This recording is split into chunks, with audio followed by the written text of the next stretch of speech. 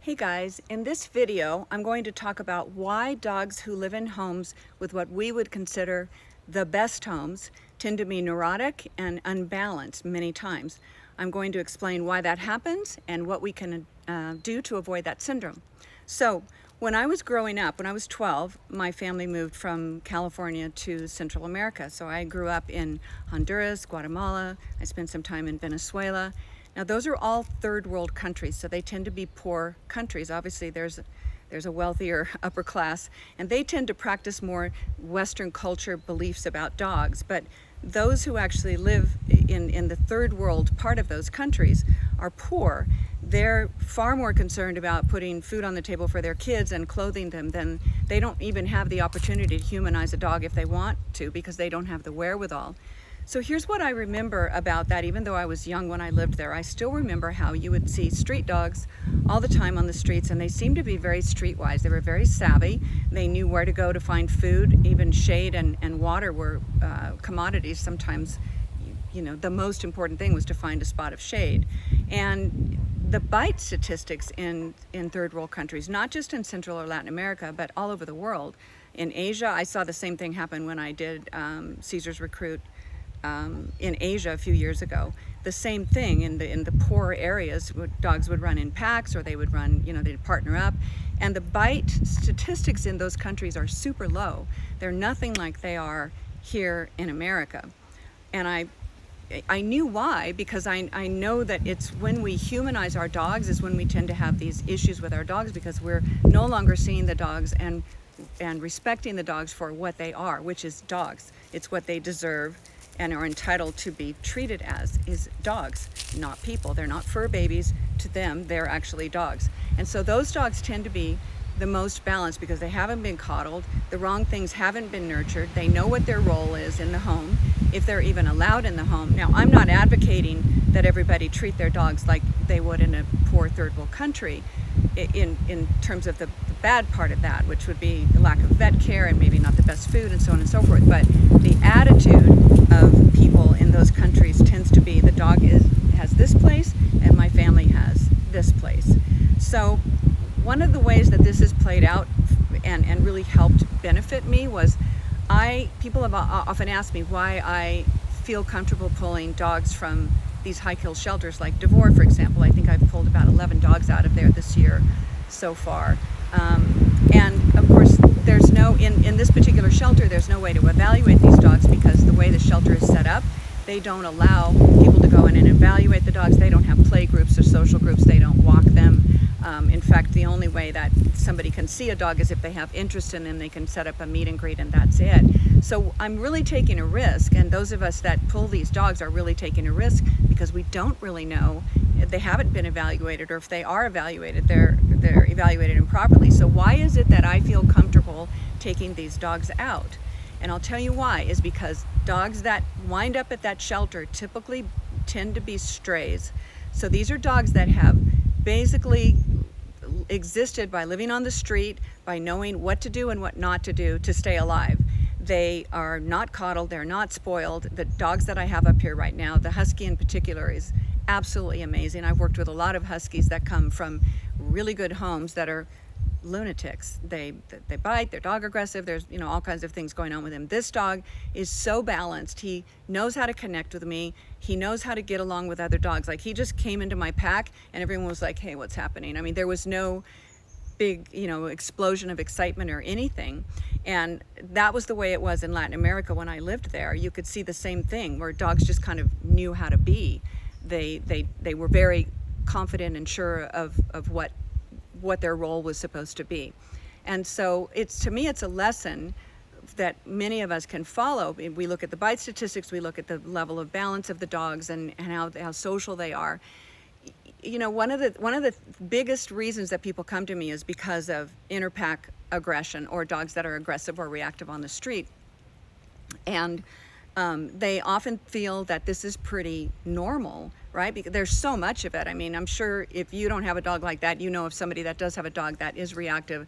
It's really difficult or embarrassing to walk them because they're all over the place when they see another dog. Well, I'm here to tell you that that is actually not normal. It's common, but it's not normal, and those are two very different things.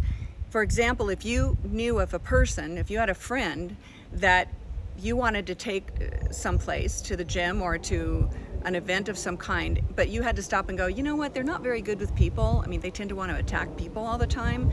That would be unusual. That would not be normal. It's not even common, but I think there's so much dog aggression and dog reactivity that we tend to think that it's normal, and so we're more accepting of it. But the reality is, you get these dogs from these shelters where they live in areas that are more like third world countries, where the people, those particular cultures in those areas are, I don't know if it's poor in that area or not, to tell you the truth, but I do know that they're inundated with strays. So for whatever reason, there's a lot of people that feel comfortable letting their dogs just kind of run around. They're always unneutered when they get here. They haven't been properly cared for. They've always got something going on with them physically, but they're balanced and they're happy and they're social, and they just melt right into my pack, which is pretty amazing. And to me, that's a lesson that we can all benefit from.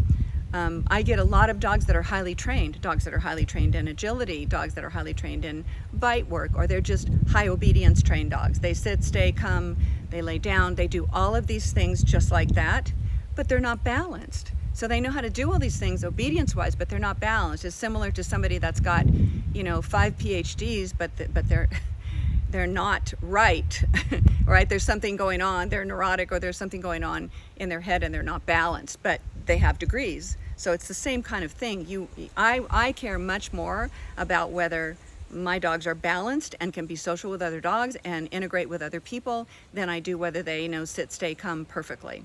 Ideally, I would love both, but that's not always the case. So to me, it's a lesson learned. I try to, because I had that life experience, it just happened to me.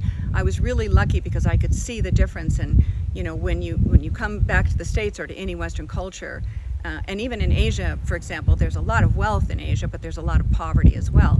So you just see this distinction. I remember when we did the show there was this mansion where we filmed a lot of the shows. It was kind of the headquarters of the show when we were there. And right next door, there was another mansion with a fence that sort of separated everybody. And there was a pack of dogs that lived on the other side. And I had some leftover turkey or something from the set that day, and I wanted to give it to these dogs. So not even thinking, I handed I put some of it through this fence to this pack of dogs, and of course they all converged on it. And one dog in particular just made all this noise and went around and basically corrected all the other dogs, and they all just moved away. There was no fight, there was no biting, there was no attacking, nothing. It was just flat out, I'm correcting you. All those dogs knew how to read that, and they all knew how to move away, because in a natural pack, they learned that. They don't learn that here. So an altercation very rarely is just a correction. It tends to be an all-out brawl. So just something to think about. I'm very grateful that I had that opportunity to be raised that way. Now, a lot of those dogs lived short lives, unfortunately. They didn't have the best of vet care. They didn't have fancy raw diets and supplements and all the things that our dogs get, but they were balanced.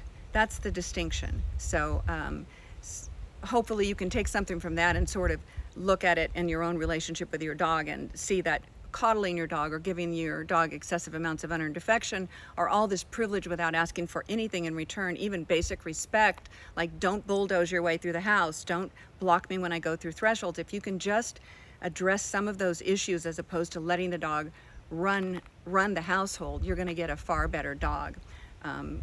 These are rules that are just in nature already. That's not anything I made up. It just is what it is. So hope you learned something from that. Glad I had an opportunity to share it with you. And just a reminder, like I do at the end of every video, one thing I never remind you of, actually, very seldom, I've got over 100 training videos, free training videos on YouTube. So if you get a chance, the link to my YouTube channel is in the link in my bio. So if you click there, you'll see the YouTube, and that'll take you right there, and you can subscribe to that. And I've got a lot of videos on there that you can access for free with a lot of subject matter. Also my workshops, got lots and lots of workshops coming up. My working spots for my Knoxville workshop are sold out, but I have 2 working spots each for both Dallas and Templeton, which are right here, later on this fall. And several audit spots for each of those, maybe 4 or 5 for each, I believe. And then I've got my Train the Trainers, I got my Wellness Unleashed. Whatever you're looking for, I probably have it. So I would love to meet you. I would love to work with you. And don't underestimate the value of audit spots. Even though you're not bringing a dog, they're half the price of a working spot, and you can learn so much. And many people prefer doing audits. A lot of my students that come from Europe, if anyone can ever come from Europe again, hopefully one of these days, but they can't fly with a dog, and so they get audit spots, and they tell me sometimes that they can focus more on what's happening because they're not worried about managing their own dog while they're here. So anyway, food for thought. Okay, have a great day. Love you guys. See you. Bye.